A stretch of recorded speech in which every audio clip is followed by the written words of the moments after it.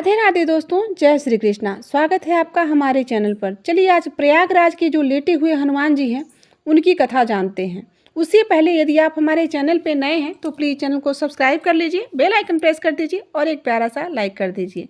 तो चलिए जानते हैं इस कथा को। विविध जनश्रुतियों एवं कपोल कल्पनिक तथा मनगढ़ंत कथाओं के आधार पर कहानियाँ खड़ी होती हैं। इनमें से कुछ तो सत्य होती हैं किंतु कुछ का कोई आधार ही नहीं होता है। यही बात जो प्रयागराज में के क्षेत्र में जो संगम तट पर जो स्थित प्रसिद्ध हनुमान जी के लेटे हुए मंदिर के विषय में बताई जाती है वह भी सत्य है। कहा जाता है कि यह धरती का एकमात्र ऐसा मंदिर है जिसका विवरण पुराणों में विशद के रूप में प्राप्त होता है। यही एकमात्र ऐसा मंदिर है जहां हनुमान जी के लेटे हुए रूप का विवरण मिलता है।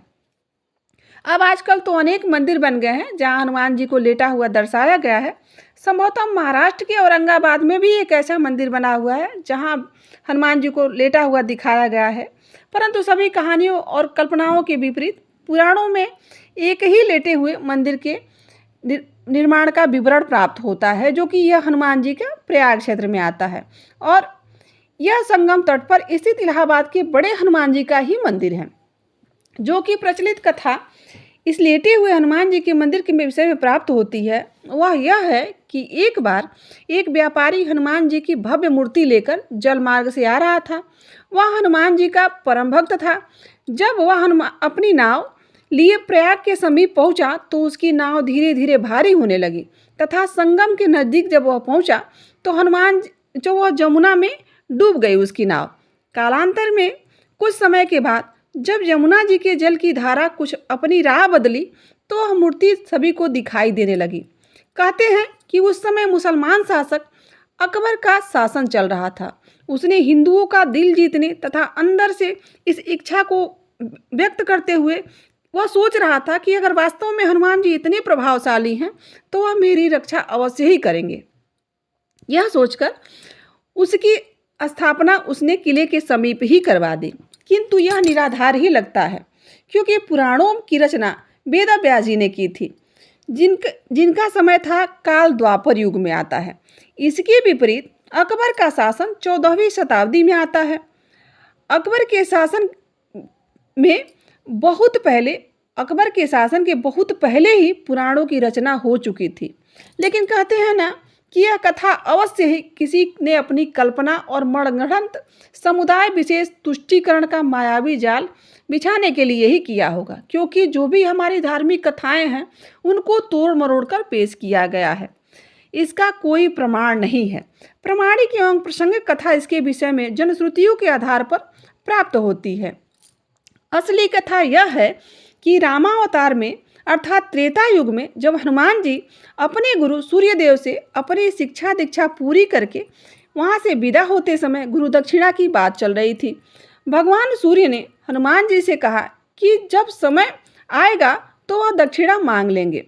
हनुमान जी मान गए, किंतु फिर भी तत्काल में हनुमान जी बहुत जोर देने पर भगवान सूर्य ने कहा कि मेरे वंश में अवतरित अयोध्या के राजा दशरथ के पुत्र राम अपने भाई लक्ष्मण एवं पत्नी सीता के साथ प्रारब्ध के भोग के कारण वनवास को प्राप्त हुए हैं। वन में उन्हें कोई कठिनाई न हो या कोई राक्षस उनको कष्ट न पहुंचाए, इसका ध्यान रखना। सूर्यदेव की बात सुनकर हनुमान जी अयोध्या की तरफ प्रस्थान हो गए। भगवान सोचे कि यदि हनुमान ही सब राक्षसों का संहार कर डालेंगे तो मेरे अवतार का उद्देश्य समाप्त हो जाएगा। अतः उन्होंने माया को प्रेरित किया कि हनुमान को घोर निद्रा में डाल दो। भगवान का आदेश प्राप्त कर माया उधर चली जिस तरफ से हनुमान जी आ रहे थे। इधर हनुमान जी जब चलते हुए गंगा के तट पर पहुँचे तब तक भगवान सूर्य अस्त हो गए थे। हनुमान जी ने माता गंगा को प्रणाम किया तथा रात में नदी नहीं लांघने पर यह सोचकर गंगा के तट पर ही रात व्यतीत करने का निर्णय लिया। हनुमान जी के हृदय में अपने गुरु की आज्ञा के पालन करने का संदेश घुमड़ रहा था, अतः उन्हें नींद भी नहीं आ रही थी। अतः वह आसन लगाकर ध्यानस्थ होकर विचार मग्न हो गए। इधर माया ने जब उन्हें ध्यानस्थ देखा तो वह डर गई, क्योंकि यदि प्रातःकाल हो गया तो हनुमान जी अयोध्या पहुंच जाएंगे तथा प्रण के दृढ़ निश्चय हनुमान जी अपना कार्य प्रारंभ कर देंगे। अचानक हनुमान जी का ध्यान टूटा। उन्होंने सोचा कि क्यों न रात सत्संग में बिताई जाए। यह सोचकर वह ऋषि भरद्वाज के आश्रम की तरफ चल पड़े। अब माया और भी निराश हो गई कि हनुमान जी भरद्वाज जी के आश्रम में पहुंच गए तथा वेद पुराण का व्याख्यान चल रहा है। हनुमान जी वहीं बैठकर कथा सुनने लगे। कथा में भरद्वाज ऋषि ने बताया कि कल यहाँ पर जगत के स्वामी तथा अयोध्या नरेश राजा दशरथ के पुत्र के रूप में अवतरित भगवान राम गंगा को पार कर पहुँचने वाले हैं। हनुमान जी प्रसन्न हो गए। अभी उन्होंने गंगा पार कर अयोध्या जाने का विचार त्याग दिया तथा वहीं संगम के तट पर ही रहकर भगवान राम की प्रतीक्षा करने का निर्णय लिया। रात्रिकालीन आवश्यक कार्यों को पूरा कर हनुमान जी वही संगम तट पर लेट गए और उन्हें नींद आ गई। इधर माया को अवसर मिल गया और उसने हनुमान जी को धर दबोचा। हनुमान जी घोर निद्रा में चले गए। इधर भगवान राम जब गंगा पार कर प्रयाग पहुँचे, उन्होंने हनुमान जी को सोते हुए देखा तथा उनको यह वरदान दिया कि इस सोए हुए हनुमान जी की मूर्ति को जो भी दर्शन करेगा उसे बिना किसी प्रयास के मेरी कृपा प्राप्त होगी। उस व्यक्ति को किसी तरह के भूत प्रेत का धोखा, षड्यंत्र आदि का शिकार नहीं होना पड़ेगा। उसके सारे शत्रु स्वतः ही परास्त हो जाएंगे। इस तरह हनुमान जी को अमोघ वरदान देकर भगवान राम भरद्वाज ऋषि के आश्रम तथा अक्षय वट का दर्शन करते हुए आगे बढ़ गए। यह वरदान आज अक्षरशः सत्य हो रहा है। इस पुराण प्रसिद्ध सिद्ध हनुमान मंदिर का दर्शन निश्चय ही समस्त बाधाओं, कष्ट, अरिष्ट आदि को शांत करता है। इधर प्रातःकाल जब गंगा देवी ने देखा कि एक प्राणी उनकी तरफ ही पांव फैलाकर सो रहा है, तो उन्होंने अपने आप को अपमानित महसूस करते हुए हनुमान जी को डुबो दिया।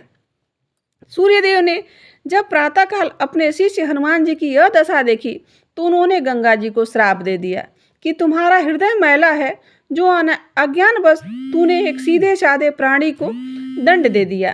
तेरा सम्मान करते हुए हनुमान ने रात्रि में तुम्हारे ऊपर होकर गुजरना अच्छा नहीं समझा और तुम दुर्बुद्धि उसे श्राप दे बैठी। जा, आज से तू प्राणियों के मरे शरीर एवं गंदगी ढोने वाली हो जाओगी। गंगा नदी के दूषित होने से संसार में समस्त देव संबंधी एवं शुभ कार्य बाधित होने लगे। तब समस्त देवताओं ने मिलकर भगवान सूर्यदेव की पूजा अर्चना की। तब भगवान सूर्य ने कहा कि जा गंगे, तेरे जल के ऊपर मेरी किरण पड़ते ही तुम्हारे जल की पवित्रता बढ़ जाएगी तथा तुम्हारे जल में मेरा किया गया स्तवन पूजन कोटि गुना फल देने वाला होगा। भगवान सूर्य के कहने पर गंगा ने कहा कि हनुमान चातुर्मास व्यतीत होते ही पुनः राम की सेवा में उपस्थित हो जाएंगे। तब तक हनुमान जी किष्किंधा पर्वत पर सुग्रीव की सेना में लगे रहे।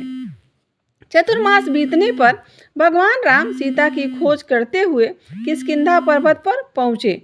वहाँ पर उनकी मुलाकात भगवान राम से हुई और अस्तु कालांतर में जब मुगल शासक के दौरान अकबर के समय में जब बादशाह अकबर ने इस सिद्ध तपोभूमि को अपने किले के रूप में परिवर्तन करने का प्रारंभ किया, तब उसके दीवार की ही सीध में सोए हुए हनुमान का मंदिर पड़ गया। उसने तत्कालीन हिंदू धर्मगुरुओं एवं पंडितों को रुपए पैसे का लोभ देकर तथा डरा धमकाकर उस सोए हुए हनुमान जी के मंदिर को अन्यत्र स्थापित करने के लिए राजी किया। हनुमान जी की मूर्ति की खुदाई होने लगी। जब समूची मूर्ति की खुदाई नीचे से कर ली गई तब उसे उठाए जाने लगा, पर जब लगातार कोशिश के बावजूद भी वह मूर्ति वहां से नहीं उठी, तब उसे भारी सामान उठाने वाली मशीन लगाकर उसे उठाने की कोशिश की जाने लगी। ज्यों-ज्यों उस मूर्ति को उठाने की कोशिश की गई, वैसे वैसे मूर्ति और नीचे धंसती चली गई। अंत में अकबर डर गया और उसने उस मंदिर के हटवाने का काम बंद करा दिया। डर के मारे उसने हनुमान जी की बड़ी पूजा आराधना की। आज भी उसके उतने बड़े भव्य किले की दीवार हनुमान जी के मंदिर की तरफ टेढ़ी ही है। एक मान्यता और है कि इस मंदिर के बारे में, इस मान्यता के पीछे राम भक्त हनुमान जी के पुनर्जन्म की कथा जुड़ी हुई है।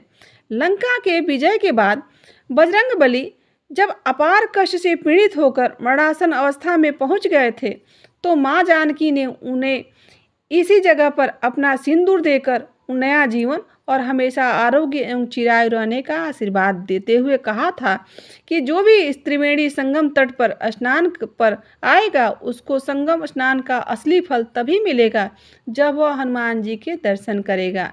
यहाँ स्थापित हनुमान जी की अनूठी प्रतिमा को प्रयाग का कोतवाल होने जाने का दर्जा भी हासिल है। आमतौर पर यहाँ दूसरे मंदिरों में प्रतिमाएं सीधी खड़ी होती हैं, वहीं इस मंदिर में लेटे हुए बजरंगबली की पूजा होती है।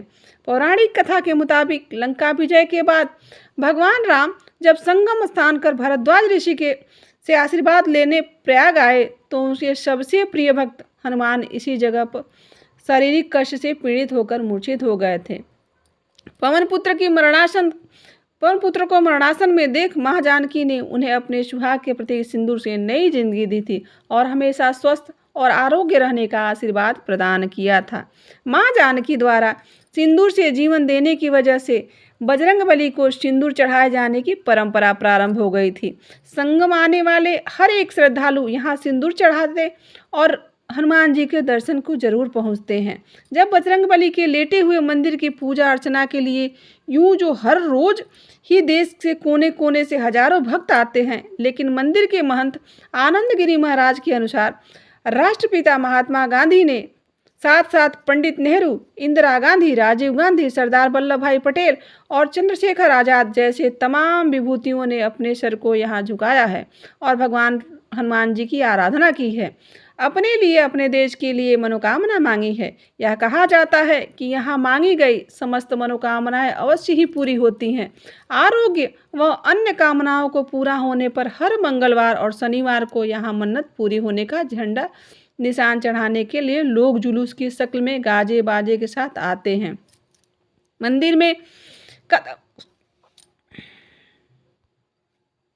मंदिर में कदम रखते ही श्रद्धालुओं को अजीब सी सुखद अनुभूति होती है। भक्तों का मानना है कि ऐसी प्रतिमा पूरे विश्व में कहीं मौजूद नहीं है। इलाहाबाद में संगम के निकट स्थित यह मंदिर उत्तर भारत के मंदिरों में अद्वितीय है।